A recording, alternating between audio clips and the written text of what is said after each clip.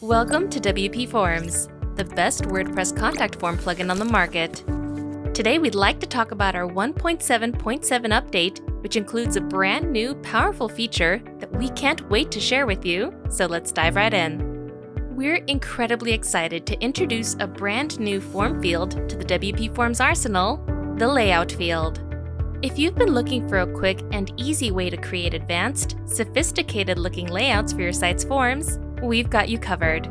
The brand new layout field will allow you to easily create and configure your form's entire layout by using our powerful drag-and-drop technology, no coding required. Once you've added the layout field to your form, you can select from any of the available 8 predefined layout presets. You can then drag and drop whatever field you'd like into any of the available columns. If you'd like to add multiple fields to a column quickly, you can click on the plus icon at the bottom of a particular column to set it as the default that new fields will automatically go into.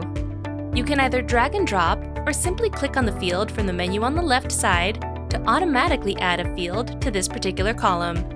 If you change your mind and want to give a column a little bit more room, you can easily select a different layout to change your form's whole look with just a few clicks and without needing to mess with any CSS classes.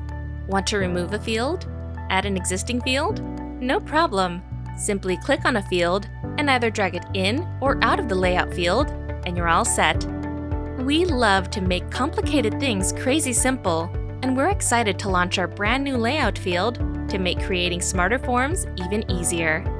As always, if you have any questions or concerns, be sure to visit WPForms.com and check out our documentation page, where you can find step-by-step written guides for all of our features, add-ons, and more.